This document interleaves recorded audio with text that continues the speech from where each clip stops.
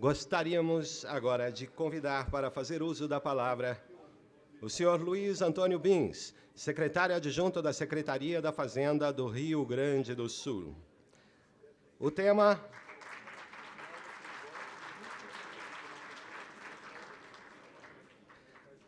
A apresentação da proposta da FEBRAFIT.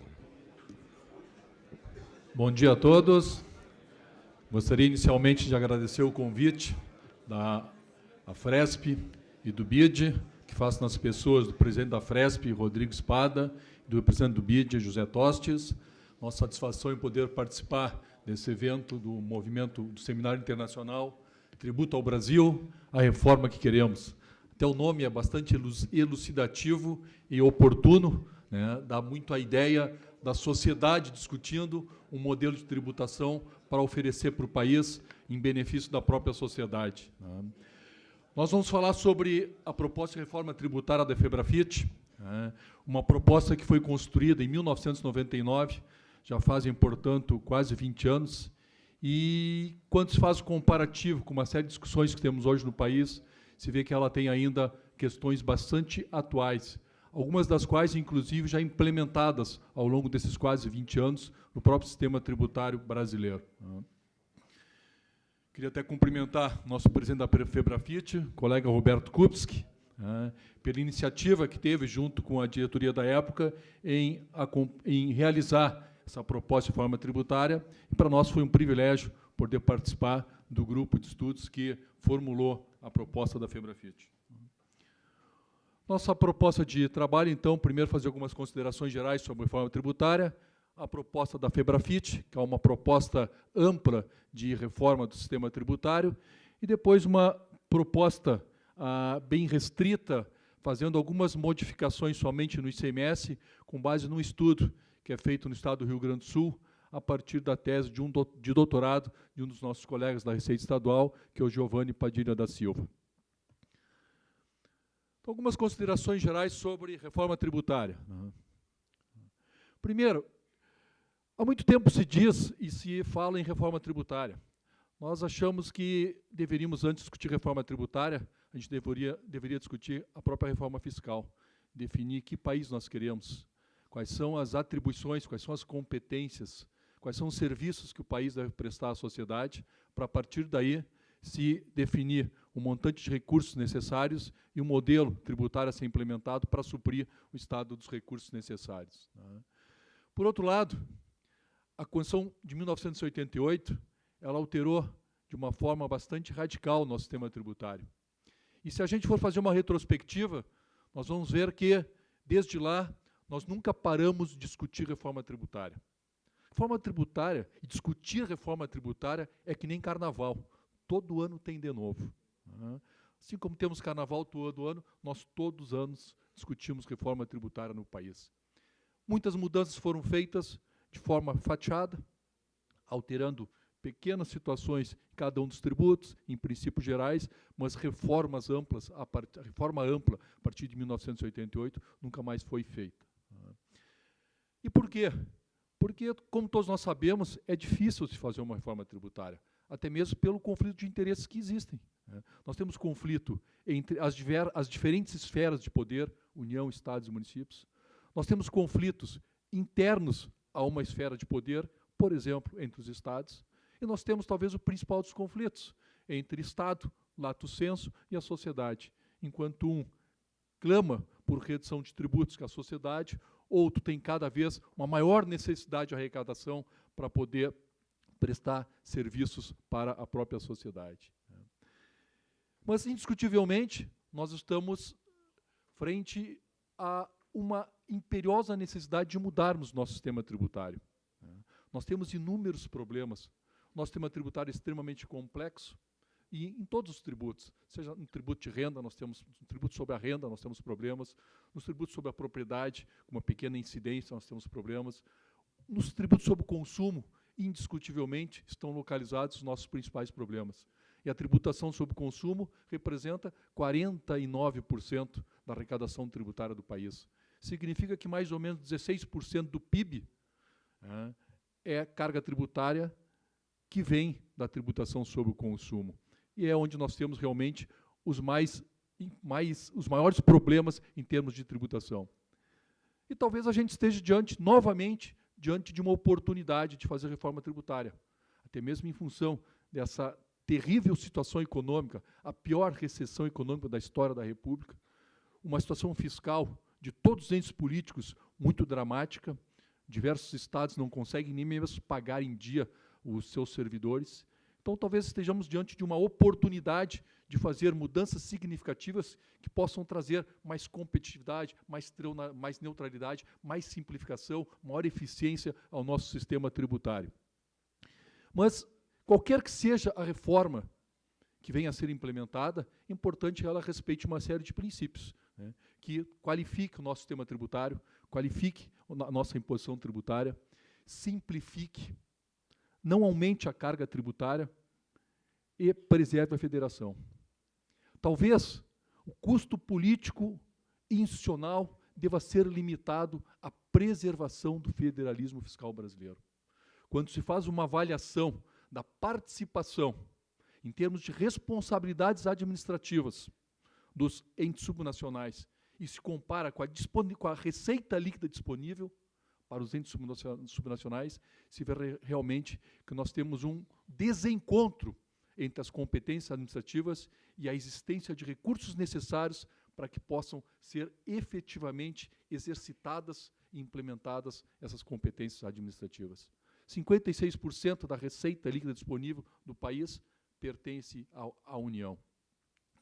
Então, tem que ser feita a preservação da federação. E a própria reforma da FEBRAFIT, e aí destacar para o nosso presidente Roberto Kupes, né, já previa, lá em 1999, que através de um dispositivo a ser inserido na Constituição, que se fossem passadas novas competências administrativas, novos encargos para os entes subnacionais, que deveria necessariamente ser feito o devido repasse também de recursos suficientes para a realização desses encargos. E se a gente for ver, hoje nós temos uma PEC, que é objeto de discussão no Congresso Nacional, que visa exatamente implementar na Constituição um dispositivo dessa natureza, que os entes subnacionais não recebam transferência de encargos administrativos sem que lhes seja dada também a transferência de recursos que possibilitem a prestação desses serviços e a assunção desses encargos. Algumas dificuldades do nosso sistema tributário nacional, como foi dito, seja na renda, né, onde representa 18% da arrecadação tributária, nós temos realmente um sistema que onera em demasia, né, as pessoas mais pobres, né, a renda somente 18%, enquanto que a folha de salários representa 25% da nossa arrecadação tributária. O patrimônio, somente 4% da arrecadação tributária, talvez se explique pelo próprio nível de renda do país. O Brasil é um país pobre, com uma renda per capita bastante média, e talvez isso explique por que nós temos uma tributação de consumo muito elevada. Mas também não justifica porque a tributação da propriedade é tão baixa, somente da ordem de 4% do total da arrecadação tributária. Tributos regulatórios, como importação e exportação, que não oneram serviços. Competência residual da União, seja em termos de outros tributos, como a competência para tributos extraordinários. Os fundos de participação, tanto na formação desses fundos, que não integram, em especial os fundos de transferência da União para os entes subnacionais, que não são integrados pela totalidade dos tributos, somente alguns deles, né? E a distribuição, como, por exemplo, o Fundo de Participação dos Estados, em que pese ter sido objeto de uma alteração nos últimos anos, mas ainda assim com uma larga perda de recursos para alguns estados em benefício de outros. E aqui não se critica de que não tem que ser feito o efeito redistributivo, mas talvez nós estejamos no momento em que tenha que ser feita uma reavaliação do quantitativo de transferências de redistribuição que é feita através dos fundos de participação. Encargos trabalhistas extremamente elevados, a folha de salário tem uma incidência de 25% total da carga tributária do país. As administrações tributárias que obrigatoriamente necessitam melhorar a sua eficiência, nós necessitamos modernizar as administrações tributárias. Algo já foi feito pela Emenda Constitucional 42, esta proposta da FEBRAFIT, em 1999, também criava título da Organização dos Poderes, especificamente no capítulo do Poder Executivo, criava uma seção tratando especificamente das administrações tributárias, visando exatamente o seu fortalecimento como um órgão essencial para que os entes políticos possam ter os recursos necessários para a devida prestação de serviço, em quantidade e em qualidade, para a sociedade brasileira. E os crimes contra a ordem tributária, como todos nós sabemos, que o pagamento, até mesmo o parcelamento, exclui a punibilidade da infração tributária cometida. As perspectivas de reforma do sistema tributário. Será que, no ambiente político que nós vivenciamos hoje, será possível efetuar uma reforma tributária? Se já não foi, passados esses quase 30 anos da Constituinte de 88, será que, neste momento de extrema dificuldade política, que pesa todos os problemas econômicos, sociais, nós vamos conseguir avançar numa reforma tributária, principalmente numa reforma tributária ampla? Nós temos propostas de reformas amplas, como a proposta apresentada pelo deputado Rauli. Nós temos diversas propostas de alterações do nosso principal tributo, o ICMS estadual, como, por exemplo, a proposta de resolução do Senado 0103, que reduz as alíquotas interestaduais até 4% num prazo de 8 anos, o PLS 106 de 2013, que propõe a instituição do Fundo de Compensação de Perdas, no caso de redução das alíquotas interestaduais, e o Fundo de Desenvolvimento Regional. O PLP 54, que trata da convalidação dos benefícios fiscais, está hoje, talvez, sendo votado na Câmara dos Deputados. O Convênio 70/2014, que estipula as regras para se aprovar outro convênio que convalidaria os benefícios a partir do PLP 54, e o PLP 55, que reduz a alíquota interestadual do querosene de aviação. Na discussão de reforma tributária, nós vemos que a União, tem sempre uma tendência de manter a concentração de renda, e isso faz parte daquilo que nós temos nos próprios conflitos. Ninguém quer perder a arrecadação.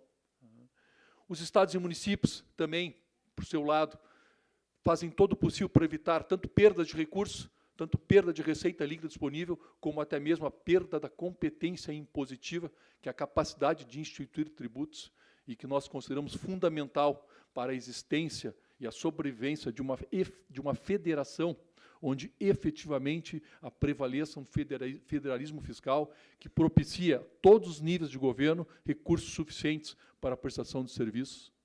E a sociedade que clama pela simplificação, redução de carga e neutralidade impositiva. E daí nos perguntamos, será que é possível, será que vamos avançar numa reforma tributária em 2017 ou quiçá em 2018? Provavelmente, nenhum dos senhores e senhoras aqui presentes tem condições de fazer ou de responder esta questão com certeza absoluta em relação a esse tema. Vamos entrar um pouquinho na proposta da FEBRAFIT.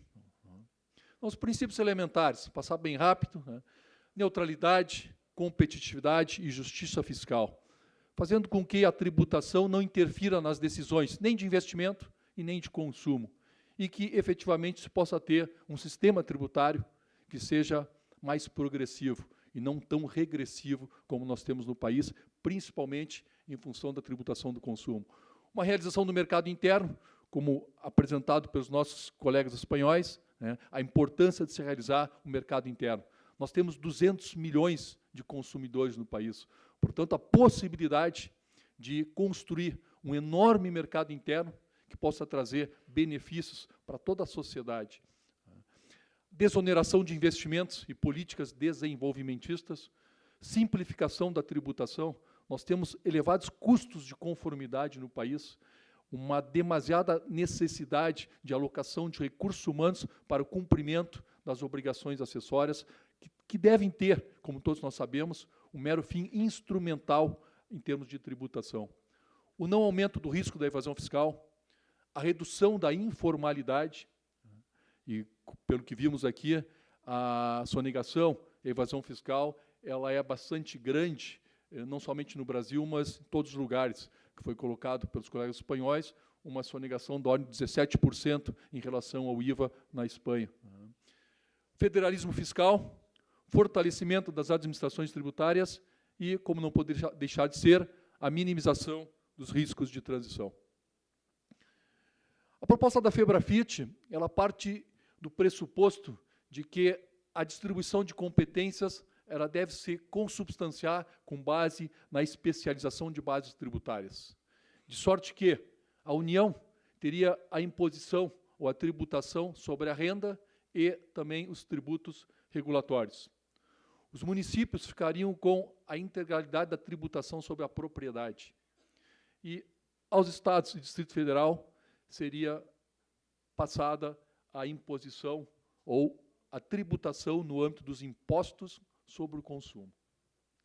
Significa que seriam extintos IPI federal e o ISS municipal. O ICMS incorporaria os serviços e, portanto, teríamos no país um IVA de base ampla, sem alteração do nome.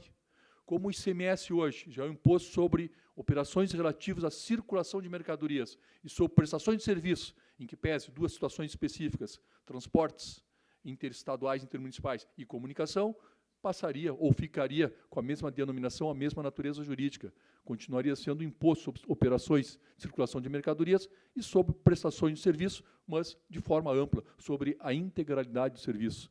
Isso simplificaria e facilitaria bastante a continuidade de toda a conformação jurídica que se tem com o tributo, sem a necessidade da mudança de sua natureza jurídica. O ITR, o ITCD e o IPVA passariam para a competência municipal, de sorte que, então, o município teria a integralidade da competência impositiva em domínio de propriedade. Seriam extintas contribuições, COFINS, PIS/PASEP, CID sobre combustíveis e o salário e educação, e seria criada uma nova contribuição, uma contribuição sobre o valor adicionado, que poderia ser, e é o desejável, que ela se consubstanciasse através de uma alíquota adicional ao ICMS, e, portanto, com toda a conformação igual ao ICMS de competência estadual, o que simplificaria em muito o sistema. O ICMS. O ICMS seria, então, um tributo de base ampla, incidindo sobre a integralidade de operações com mercadorias e de prestações de serviços.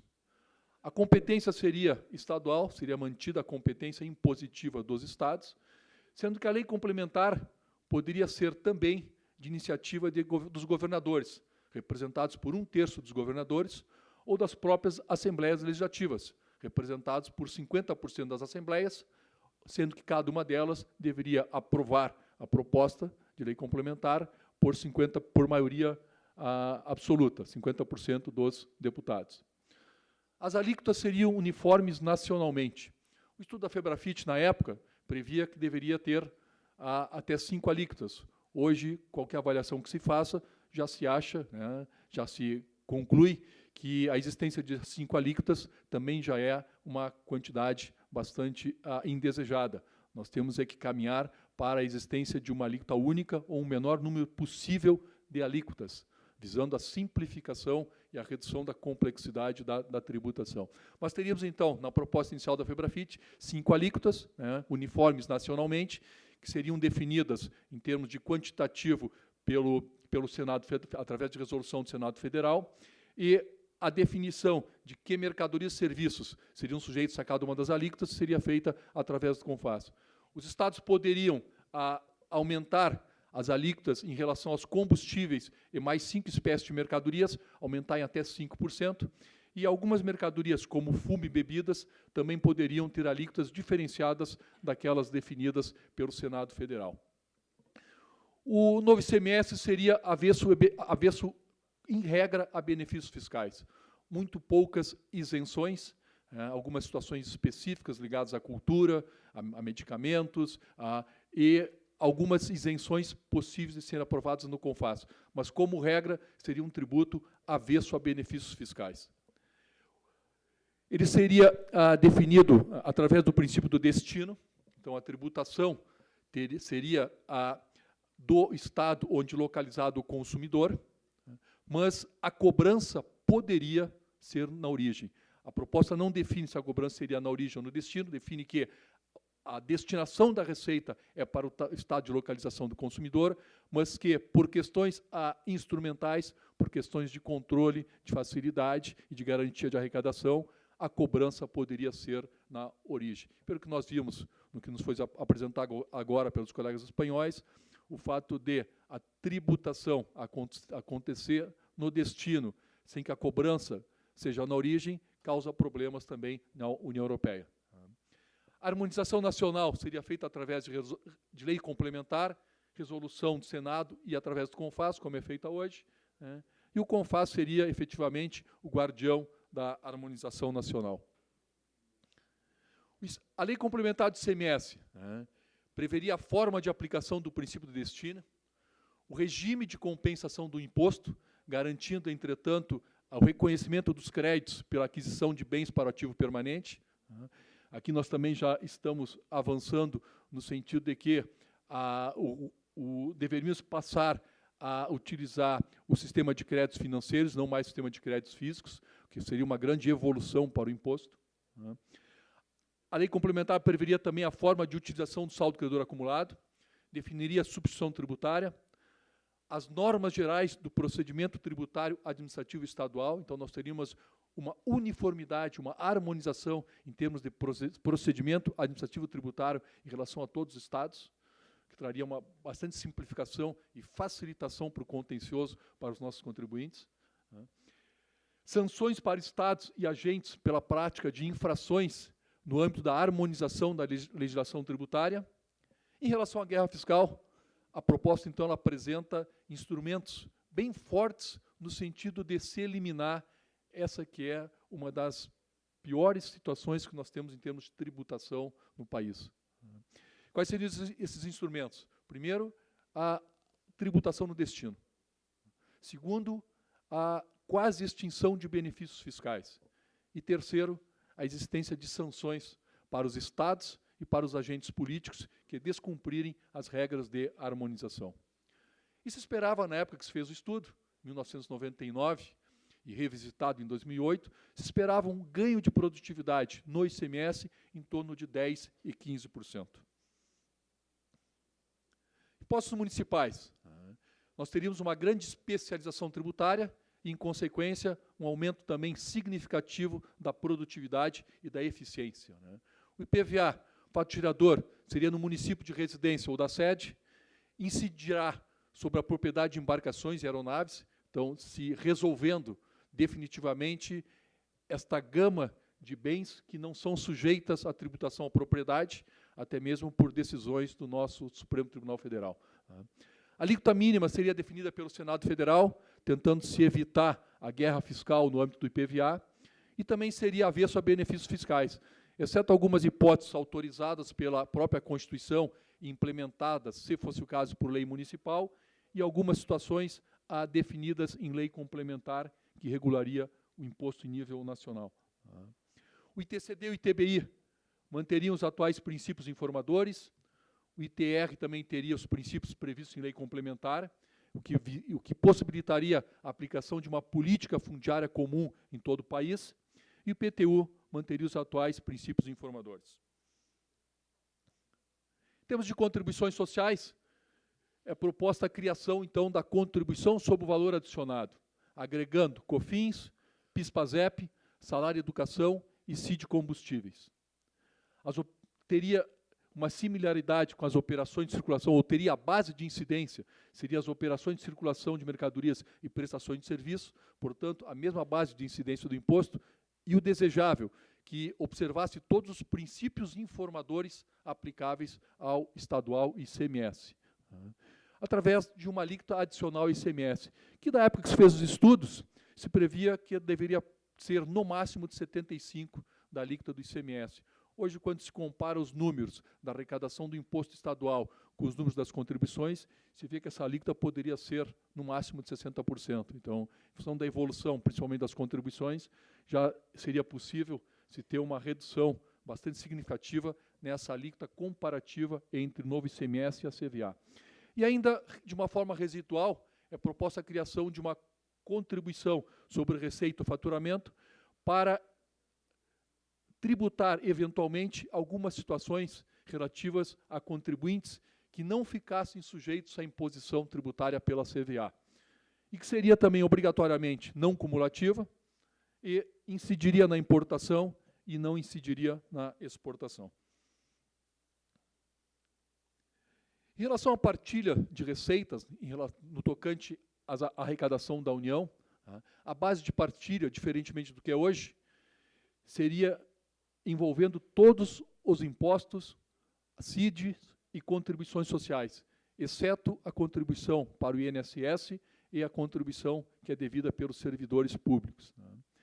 Isso é importante quando a gente vê a distribuição da receita líquida disponível e por que ou houve um aumento da participação da União no total da receita líquida disponível, ou, no mínimo, a manutenção da distribuição de receitas ao longo dos tempos, que se deu principalmente pelo grande aumento da utilização das contribuições como fonte de receita.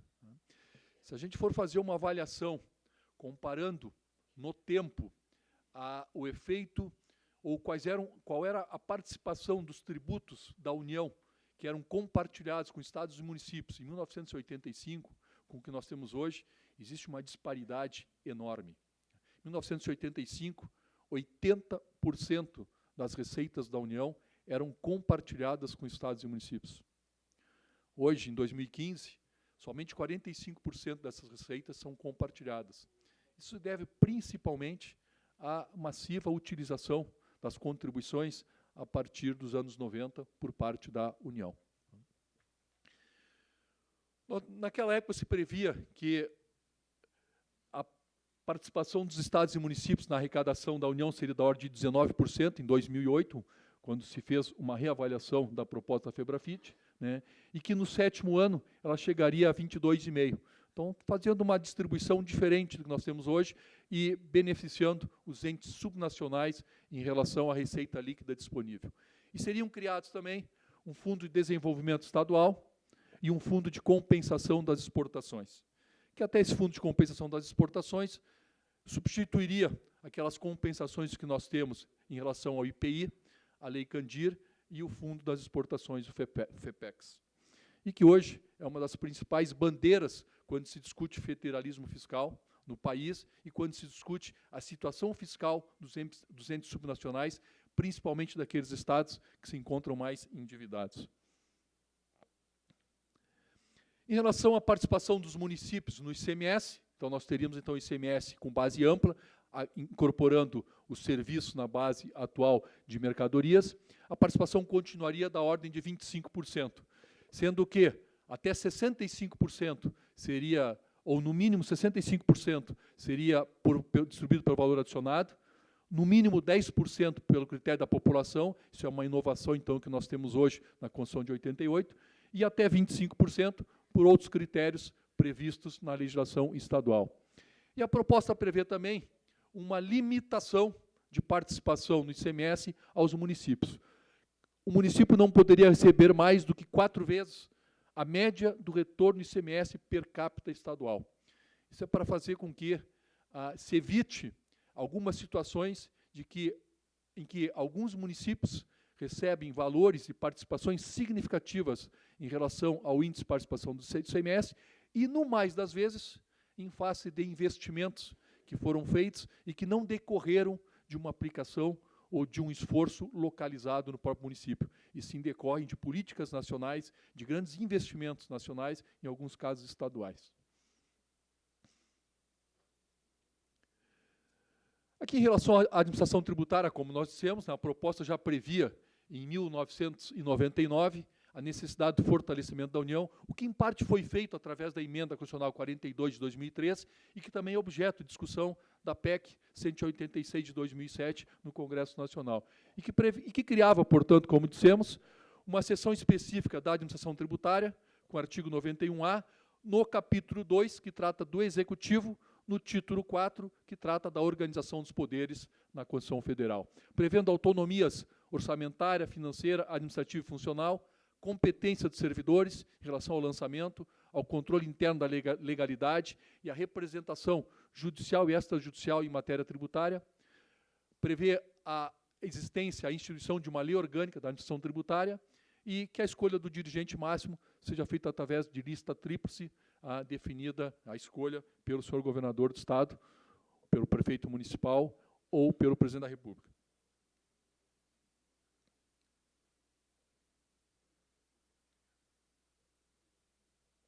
A transição para o novo modelo. O termo inicial da vigência do novo sistema seria no primeiro dia do segundo exercício seguinte à publicação da emenda constitucional. Então, se teria, no mínimo, 1 ano, mas com limite até 2 anos, para que acontecessem todas as alterações necessárias para início de vigência do novo modelo proposto. Em relação aos benefícios fiscais relativos a impostos que viessem a ser extintos e modificados, e nisso inclui, inclusive, a simples mudança de competência impositiva. Os benefícios atuais, seria feita a compensação pelo próprio ente político, o ente federativo, dos benefícios concedidos, por prazo certo e mediante condição, até a data da entrada em vigor da emenda constitucional. Limitada essa compensação à equivalência econômico-financeira que viria a ser usufruída pelo contribuinte no prazo de até 8 anos, podendo esses benefícios ser repassados ao contribuinte também no prazo de 8 anos. Seria vedada a concessão de novos benefícios fiscais no âmbito do ICMS, admitidas, evidentemente, algumas exceções, mas bem expressas. O benefício fiscal em relação à SUFRAMA seria recepcionado pelo novo ICMS, e a transição também estabeleceria que a migração para o princípio do destino poderia ser gradual em até 5 anos. Hoje, se revisitando essa proposta da FEBRAFIT, se tem presente que algumas questões merecem ser reavaliadas, até porque esse estudo inicial foi feito em 1999, foi revisitado em 2008, e hoje, então, em face da situação econômica, fiscal, financeira, social, política que se vive no país, algumas situações se acha que podem e devem ser objeto de reflexão, como, por exemplo, em relação à contribuição social sobre o lucro líquido. Poderia ser objeto de avaliação da possibilidade de sua agregação ao imposto de renda. Em relação à CPMF, poderia ser feita uma avaliação sobre a criação dessa CPMF, mas com alíquota baixa, com limite máximo, para que não afetasse a neutralidade das transações econômicas, e que viesse a ser possível a sua compensação com o imposto de renda. Portanto, ela teria um condão de fazer com que aquelas situações que muitas vezes conseguem ficar ao largo da tributação pelo imposto de renda, viessem a ser submetidas à tributação pela CMF, e esse tributo, então, seria compensado com o imposto de renda em relação àqueles que normalmente pagam esse tributo. O ICMS poderia ser um autêntico IVA, como nós já falamos, então, se pensando em uma alíquota única, o regime de compensação que fosse consubstanciado no sistema de créditos financeiros, em substituição ao sistema de créditos físicos, mesmo admitindo creditamento sobre ativo permanente, que hoje nós temos no país, e que teria uma função fiscal, sem ter uma função extrafiscal e, portanto, avesso, como já falamos, a desonerações fiscais. E outra coisa que achamos poderia ser objeto de nova discussão seria a tributação da exportação de produtos primários e semi-elaborados. Não necessariamente por um tributo de consumo, até para não afetar a neutralidade impositiva, mas, no mínimo, por tributos regulatórios.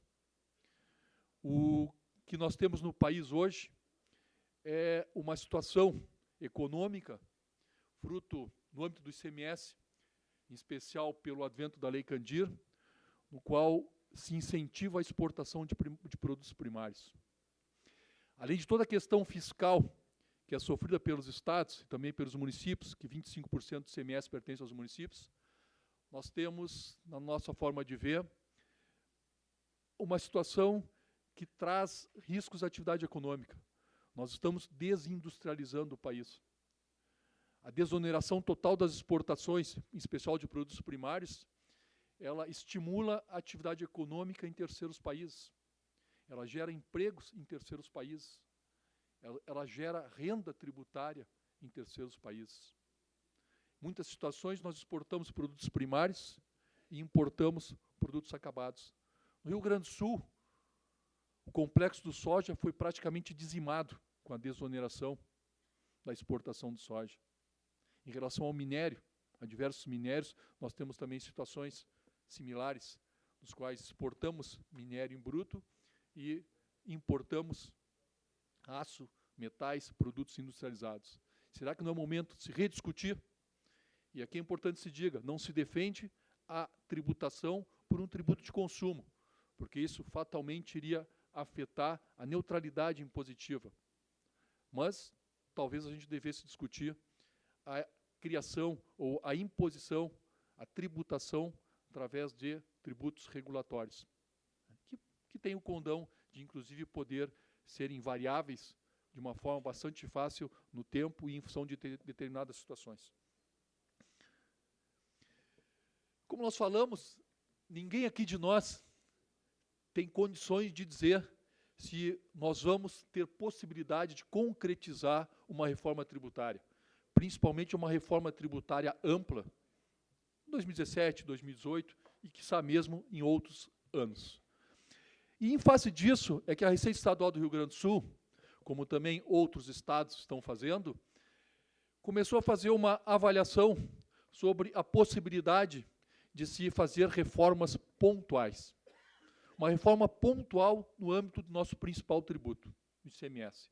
O principal tributo do país, responsável por 20% das arrecadações tributárias nacionais, né, com uma relevância muito grande nas receitas dos estados, com uma relevância muito grande também em relação aos nossos municípios, e que, em que pese ser um tributo estadual, tem consequências no cenário nacional, tendo em vista tratar de operações, né, de transações que ocorrem em âmbito nacional e não em âmbito estadual ou municipal. E, a partir daí, então, a Receita Estadual, com base numa tese de doutorado de um colega, o Giovanni Batista da Silva, né, começou a estruturar e a pensar num projeto que foi denominado de ICMS personalizado, e que tem o condão de modernizar o nosso ICMS. A gente poderia se perguntar, mas por que modernizar o ICMS? Porque, como foi dito, o nosso ICMS é extremamente complexo. O nosso ICMS, ele não produz ou não tem a eficiência que poderia ter.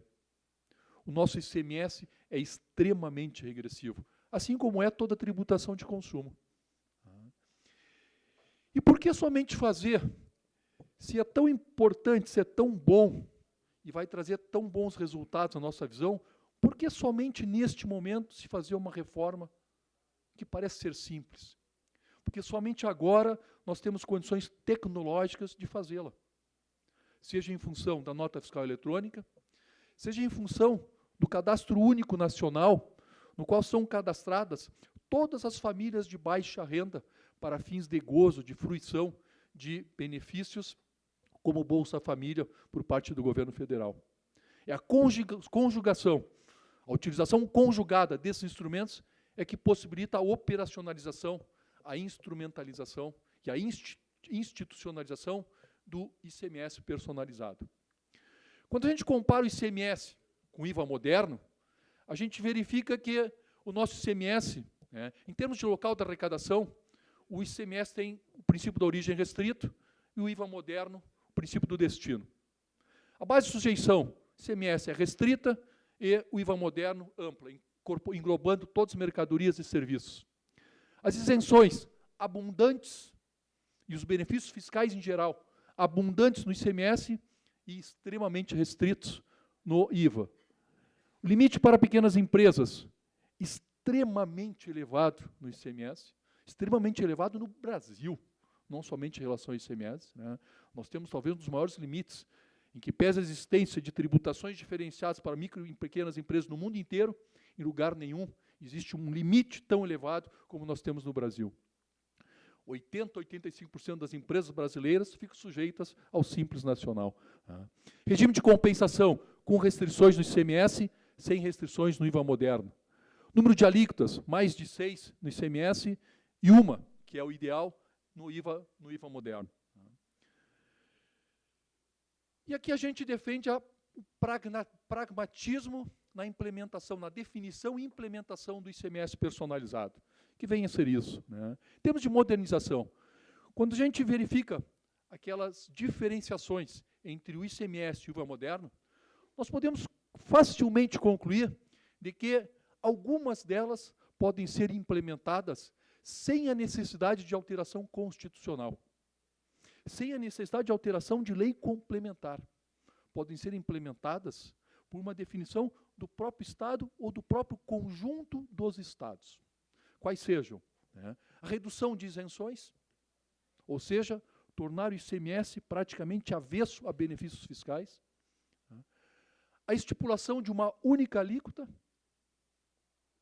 e a devolução dos créditos, ou a instituição de um sistema de crédito financeiro. Ou seja, poderíamos modernizar o ICMS através de decisões dos próprios e unicamente dos Estados, trazendo um enorme avanço e simplificação em termos de tributação. E a personalização, no que vem a ser, ela consiste em dar benefício fiscal, em reduzir ou acabar com a imposição tributária no âmbito do ICMS, bem localizado, bem focalizado, a população de baixa renda, como regra. E como fazer isto? E aqui que entram os instrumentos tecnológicos que nós temos disponíveis através de nota fiscal eletrônica, SPED e do Cadastro Único Nacional. As famílias de baixa renda se cadastram no Cadastro Único, que é gerenciado pelo governo federal. Elas realizam gastos fazendo as suas compras de mercadorias e serviços, que são gravados por ICMS, junto às empresas, que emitem os documentos fiscais eletrônicos, informando, inclusive, o CPF e o número no cadastro único da pessoa que fez a compra.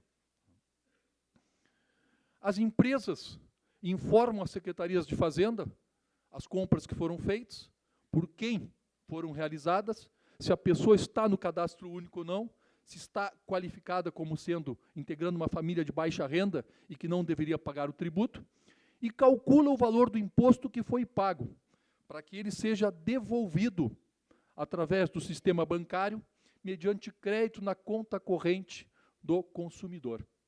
E, portanto, em que pese termos mantido uma tributação harmônica, única, com a imposição tributária, a família de baixa renda, em função da devolução do imposto, ela foi totalmente desonerada da tributação do ICMS.